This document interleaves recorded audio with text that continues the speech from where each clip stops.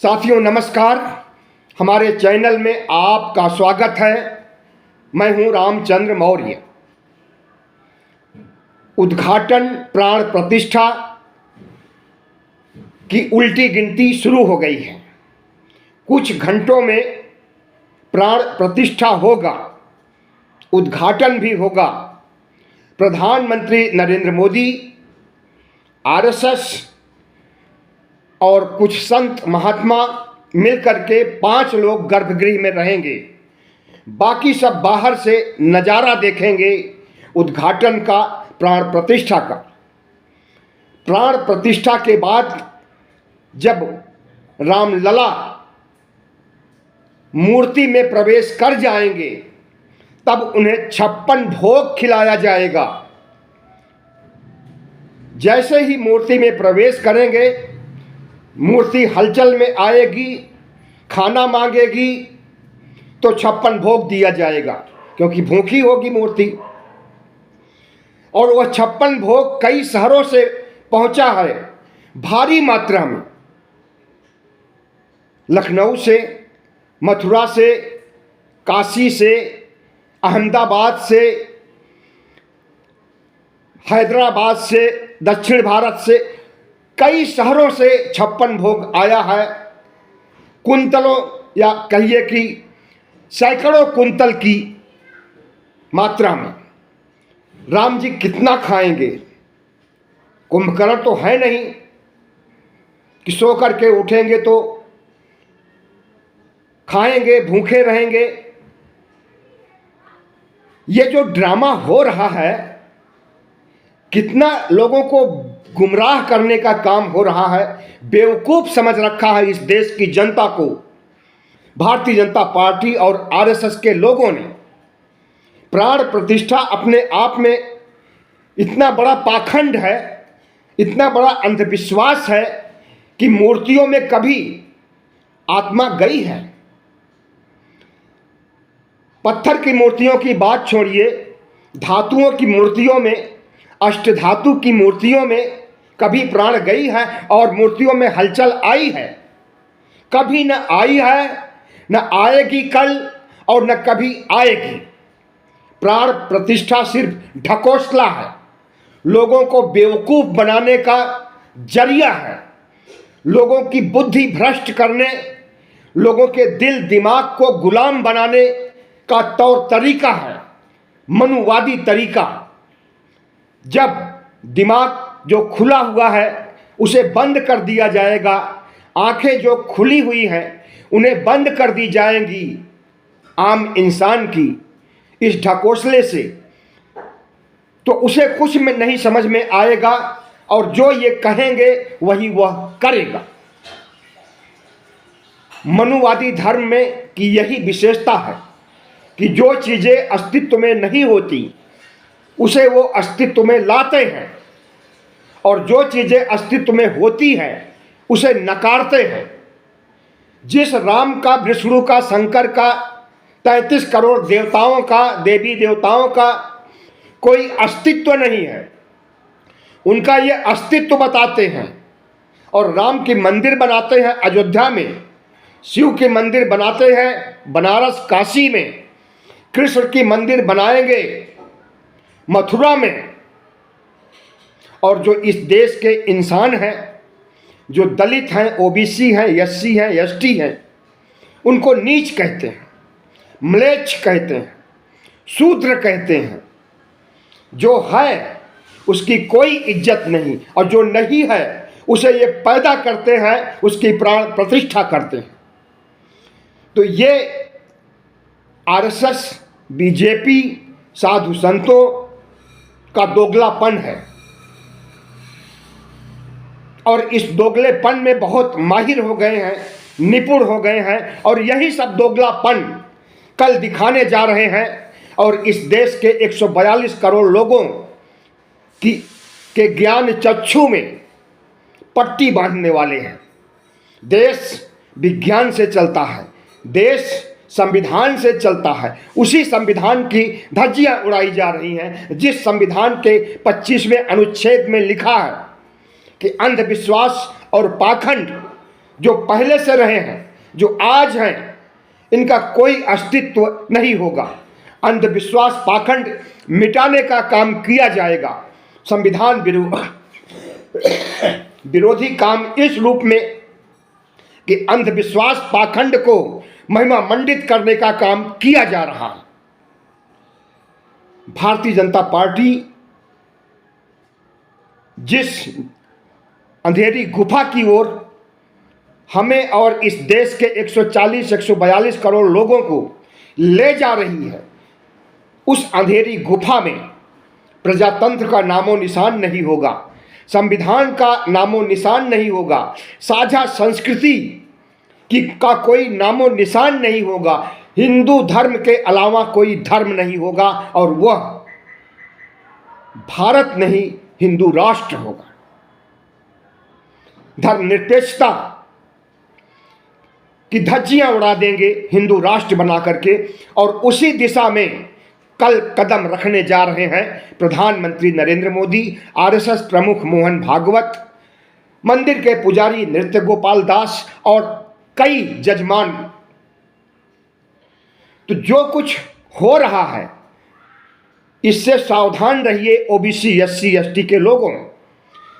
ये आपके पक्ष में नहीं, आपको विकास की ओर ले जाने के लिए नहीं, आपके विनाश के लिए किया जा रहा है, मुसलमानों के विनाश के लिए किया जा रहा है। अब इसके बाद मार्च में CAA NRC आएगी, इसकी घोषणा हो गई है। अमित शाह और अजय मिश्र टेनी ने किया है कि मार्च में फिर से CAA NRC आएगी, लोगों की नागरिकता खत्म की जाएगी।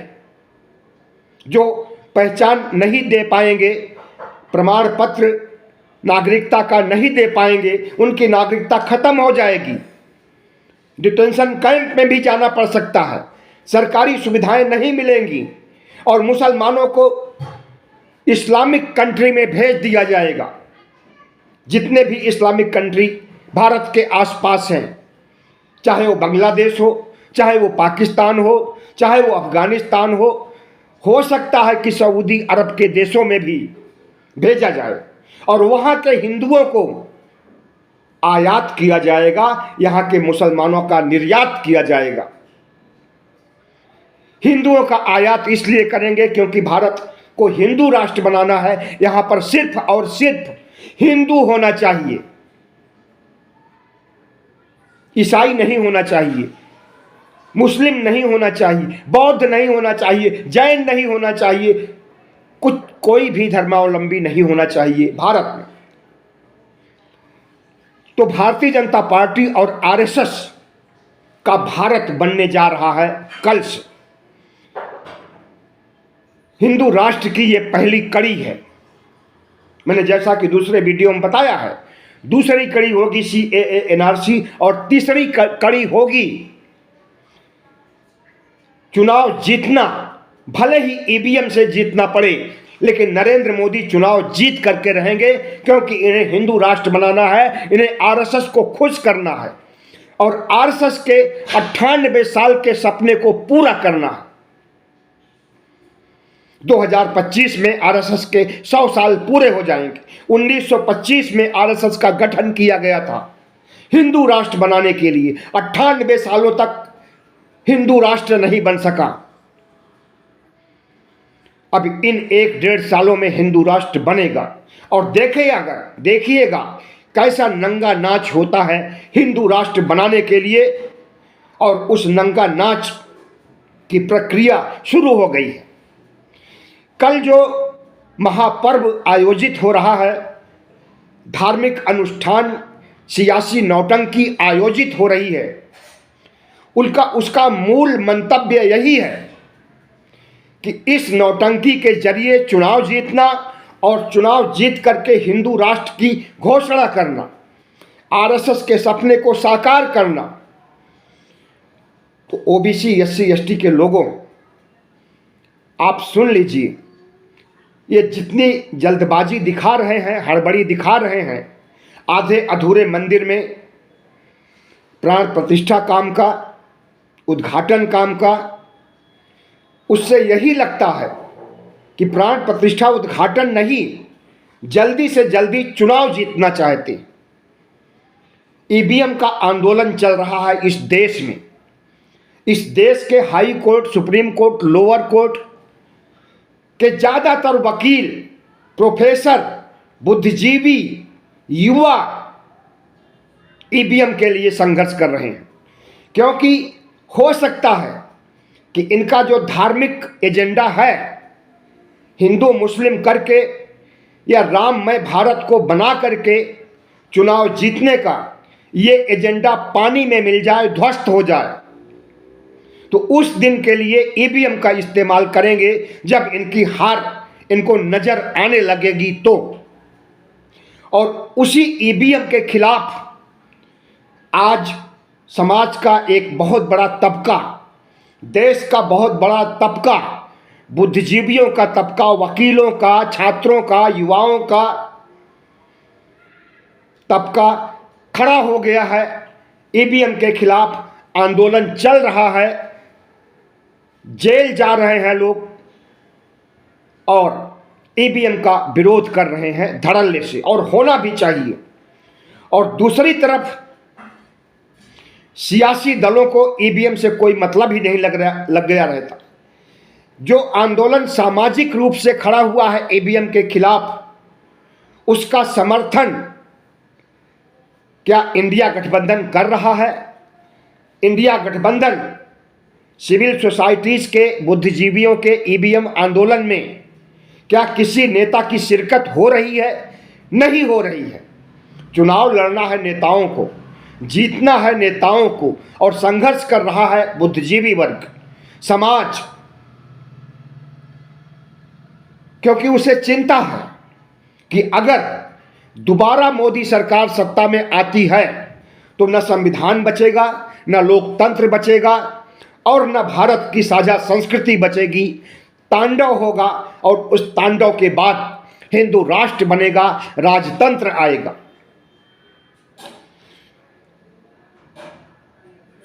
बाईस जनवरी के इवेंट को सफल बनाने के लिए कितने जोखिम लिया है बीजेपी सरकार ने, इसका भी काला चिट्ठा सुन लीजिए। अस्पतालों को बंद रखा जाएगा कल, चाहे बड़ा, सबसे बड़ा अस्पताल एम्स ही क्यों ना हो। सर्कुलर जारी कर दिया गया है कि सारे अस्पताल बंद रहेंगे, सारे स्कूल, सारे यूनिवर्सिटीज, सरकारी महकमे सब कुछ बंद रहेंगे। अस्पतालों के बारे में, एम्स के बारे में कहा गया है कि 2:30 बजे तक ओपीडी, आपात सर्जरी, इमरजेंसी सब कुछ बंद रहेगा। तो आधा दिन तक, यानी 2:30 बजे तक अगर कोई बीमार पड़ेगा तो उसे सीधे मौत के मुंह में जाना पड़ेगा, क्योंकि नरेंद्र मोदी जो एक सनकी प्रधानमंत्री है, ताली थाली बजवाने वाला कोरोना के टाइम में, आज वो एम्स को बंद कर रहा है। आप जाइए देखिए अस्पतालों में 1 घंटे में इमरजेंसी में कितने केस आते हैं, और इमरजेंसी में जितने केस आते हैं क्रिटिकल होते हैं। तो आधा दिन तक, 12 घंटे तक अगर बंद रहेगा एम्स, तो कितनी मौतें होंगी, और इन मौतों का कौन जिम्मेदार होगा? रामलला होगा, प्राण प्रतिष्ठा होने जा रही है, उसकी जिम्मेदारी सुनिश्चित होगी कि उसकी वजह से मौतें हो रही हैं या होंगी। स्कूल क्यों बंद किए गए हैं, कॉलेज विश्वविद्यालय क्यों बंद किए गए हैं, और सरकारी दफ्तरों को बंद करने की क्या जरूरत है? प्राण प्रतिष्ठा हो रहा है अयोध्या में, और बंद होंगे पूरे देश के अस्पताल और कॉलेज और विद्यालय और सरकारी विभाग। वहां पर तो गिने चुने लोगों को बुलाया गया, टोटल 7,000 लोगों को बुलाया गया है। मोदी के मंत्रिमंडल का एक भी व्यक्ति नहीं जा रहा है अयोध्या। भारतीय जनता पार्टी के अध्यक्ष जेपी नड्डा को भी न्योता नहीं मिला है, वो भी नहीं जा रहे हैं। दिल्ली के झंडे वालान आरएसएस के कार्यालय से वो कल देखेंगे प्राण प्रतिष्ठा समारोह, पता नहीं अमित शाह को बुलाया गया है या उनको भी घर में बंद रखा जाएगा। और इस देश में जितने भी धर्मभीरू जनता है वो उसको सुनिश्चित करना पड़ेगा कि वो शंकराचार्य के साथ है या नरेंद्र मोदी के साथ है। जितने भी हिंदू हैं उन्हें सुनिश्चित करना होगा कि वे शंकराचार्य, जो चारों शंकराचार्य हैं हमारे देश के कोने कोने में, और ये शंकराचार्य हिंदू धर्म का प्रतिनिधित्व करते हैं, हिंदू धर्म के सबसे बड़े मठाधीश हैं, इनके साथ हिंदू समाज रहेगा या नरेंद्र मोदी के साथ हिंदू समाज रहेगा। ब्राह्मण समाज ने तो डिक्लेयर कर दिया है कि वह मोदी के साथ नहीं रहेगा, शंकराचार्य के साथ रहेगा। हिंदू महासभा ने भी डिक्लेयर कर दिया है, जो कि हिंदू संगठन है, आरएसएस की ब्रांच है, कि वह भी प्राण प्रतिष्ठा में नहीं जाएगा और इसका समर्थन नहीं करता है, वह शंकराचार्य के साथ है। और शंकराचार्य ने जो मुद्दे उठाए हैं, आधे से अधिक देश उनके साथ है। तो जो इवेंट आयोजित किया जा रहा है, इसका सियासी फायदा इन्हें मिलेगा या नहीं मिलेगा, इस पर प्रश्न चिन्ह लग गया है। मुट्ठी भर अंधभक्त, मोदी भक्त जितना शोर मचा रहे हैं, गोदी मीडिया पर तो कोई भरोसा ही नहीं कर रहा। गोदी मीडिया तो राम मुद्दे को इतना ज़्यादा बढ़ा दिया, जितना ज़्यादा बढ़ा करके दिखा रहा है कि वह कह रहा है कि 22 जनवरी के बाद अस्पताल की जरूरत ही नहीं पड़ेगी। रामलला और भगवान राम किसी को बीमार करेंगे ही नहीं, और अगर कोई बीमार होगा तो मंदिर में जाए, ठीक हो जाएगा, स्वस्थ हो जाएगा। गोदी मीडिया प्रधानमंत्री नरेंद्र मोदी की मुट्ठी में बंद है। जो कुछ चाहेंगे नरेंद्र मोदी वही गोदी मीडिया बोलेगा। और नरेंद्र मोदी आज विष्णु के अवतार हो गए हैं, राम से बड़े हो गए हैं। तमाम ऐसे वीडियो आ रहे हैं, फोटो आ रहे हैं जिसमें राम से बड़ा कद मोदी का दिखाया जा रहा है। और चंपत राय जो मंदिर ट्रस्ट के प्रमुख हैं, इन्होंने तो खुल्लम खुल्ला घोषणा कर दिया है कि नरेंद्र मोदी भगवान विष्णु के 11वें अवतार हैं। तो नरेंद्र मोदी को कल से या आज से ही आप मोदी मत कहिए, उन्हें ईश्वर कहिए, उनका मंदिर बनाइए, उनकी पूजा कीजिए, क्योंकि वो भी विष्णु के अवतार हैं। नरेंद्र मोदी शंकराचार्य के रूप में फोटो आ रहे हैं उनके। जितना कर्मकांड शंकराचार्य नहीं करते, तिलक माला जप तप, उससे ज्यादा नरेंद्र मोदी दिख रहे हैं फोटो में। शंकराचार्य को मात दे दिए हैं, उनके सामने शंकराचार्य की कोई औकात नहीं है। तो ये आज का परिदृश्य है। जो कुछ हो रहा है उसके लिए अचंभा मत व्यक्त कीजिए। जो नहीं हो रहा है वो होगा और आपको मानना पड़ेगा, क्योंकि ये मोदी राज है, आरएसएस का राज है, बीजेपी का राज है। अगर ये लोग कह रहे हैं कि 22 जनवरी के बाद किसी को अस्पताल जाने की जरूरत नहीं है, तो समझ लीजिए इनके अंदर कितना पाखंड, अंधविश्वास, अति आत्मविश्वास भरा हुआ है। सकारात्मक दिशा में देश को नहीं ले जा रहे हैं, नकारात्मक दिशा में ले जा रहे हैं। विनाश की ओर देश को ले जा रहे हैं, विकास की ओर नहीं ले जा रहे हैं। और जिस तरह के बयान तमाम साधु संतों के, ब्राह्मण समाज के, अंबेडकरवादियों के, दलितों के, पिछड़ों के आ रहे हैं, उससे यही लगता है, हिंदू महासभा के बयान आ रहे हैं, उससे यही लगता है कि प्रधानमंत्री नरेंद्र मोदी को इस सियासी इवेंट से कोई भी फायदा नहीं होने वाला है, बल्कि नुकसान होने वाला है। अगर शंकराचार्य मंदिर उद्घाटन प्राण प्रतिष्ठा का विरोध कर रहे हैं, शास्त्र सम्मत ढंग से नहीं हो रहा है, इसलिए आधा अधूरा मंदिर बना है, इसलिए विरोध कर रहे हैं, तो ये समझिए कि इनके साथ देश खड़ा है। हालांकि मैं शंकराचार्य के सिद्धांतों का, शंकराचार्य की विचारधारा का समर्थन नहीं करते हैं, और शंकराचार्य जो आदि शंकराचार्य थे, उन्होंने तो तथागत बुद्ध के विचार को ही, उनके दर्शन को ही चुरा लिया गया। इसलिए उन्हें शंकराचार्य के अलावा प्रच्छन्न बौद्ध भी कहा जाता है। भारतीय दर्शन में प्रच्छन्न बौद्ध का मतलब दर्शन की चोरी शंकराचार्य ने किया था। उसके बाद से ही शंकराचार्यों की परंपरा चली आ रही है, लेकिन आदि शंकराचार्य का जो विचार दर्शन था, आज के शंकराचार्यों में वह चीज नहीं है। आदि शंकराचार्य ब्रह्म को सत्य मानते थे और जगत को मिथ्या। ब्रह्म सत्यम जगत मिथ्या।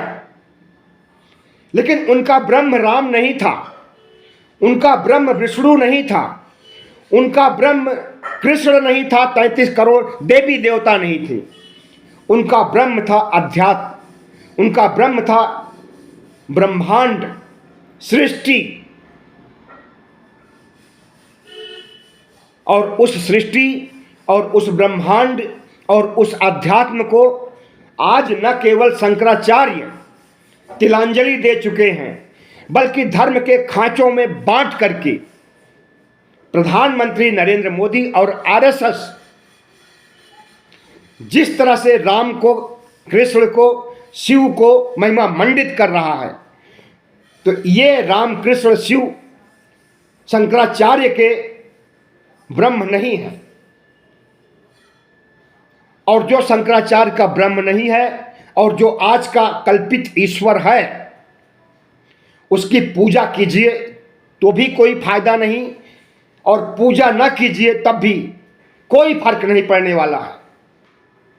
जिस हनुमान को ये लोग बढ़ा चढ़ा करके कहते हैं कि जे सत बार पाठ कर जोई, छूट ही बंदी महासुख होई, सब ढकोसला है। मतलब हनुमान का जाप 100 बार कीजिए, आप सभी बीमारियों से आपको मुक्ति मिल जाएगी, सारे दुख दूर हो जाएंगे। और अगर जेल में बंद कोई कैदी उनका 100 बार जाप करे तो वो जेल से रिहा हो सकता है। फिर से ध्यान दीजिए, जे सत बार पाठ कर जोई, जो 100 बार हाथ जोड़ करके पाठ करेगा, छूटे ही बंदी महासुख होई, बंदी गृह से छूट जाएगा, महासुख होगा। तब तो सारे अस्पतालों को बंद कर देना चाहिए, स्कूलों को बंद कर देना चाहिए, और सिर्फ हनुमान का पाठ करना चाहिए, सारे संकट कट जाएंगे। और कल से जब प्राण प्रतिष्ठा हो रही है, भगवान के शरीर में, राम के शरीर में हलचल होने जा रही है, तो गोदी मीडिया सही ही कह रहा है कि अब अस्पताल जाने की जरूरत नहीं पड़ेगी। भगवान राम सबको ठीक कर देंगे, सबको स्वस्थ रखेंगे, सबको रोटी देंगे, सबको रोजगार देंगे, किसी चीज़ की जरूरत नहीं पड़ेगी। जितने भी कारखाने लगाए जा रहे हैं सबको बंद कर देना चाहिए। जितने भी रोजगार के मुहैया करने के तौर तरीके हैं सबको बंद कर देना चाहिए, क्योंकि रोजगार देने वाले कल से जीवित हो जाएंगे, प्राण प्रतिष्ठा उनकी हो जाएगी, तो इस देश को दुनिया के देशों में अमेरिका से भी आगे कर देंगे, रूस और तमाम विकसित देशों से आगे हो जाएगा। भुखमरी का नामो निशान नहीं होगा, कोई बीमारी नहीं होगी, कोई महामारी नहीं होगी, कोई कोरोना आएगा तो चुटकी में उसे उड़ा दिया जाएगा, हटा दिया जाएगा, क्योंकि कल भगवान राम आ रहे हैं। और राम इसलिए आ रहे हैं, जो राम को ला रहे हैं उनको भी लाना है। ऐसी हवाएं, ऐसी बातें फिजा में गूंज रही हैं, अब इस देश का मानसिक संतुलन लगता है बिगड़ गया है। जो लोग मान रहे हैं कि देश राममय हो गया है, निश्चित रूप से उनका मानसिक संतुलन बिगड़ गया है। जो मीडिया के लोग मान रहे हैं कि अस्पताल नहीं जाना पड़ेगा बीमार होने पर, उनका मानसिक संतुलन बिगड़ चुका है। और ऐसे बिगड़ैल, ऐसे असंतुलित, ऐसे पागलों की भाषा पर विश्वास नहीं करना चाहिए। और इन जो लोग इसे सियासी इवेंट बना करके चुनाव जीतना चाहते हैं, उनको सबक सिखाना चाहिए। बहुत बहुत धन्यवाद। हमारे चैनल को सब्सक्राइब कीजिएगा, लाइक कीजिएगा और शेयर कीजिएगा।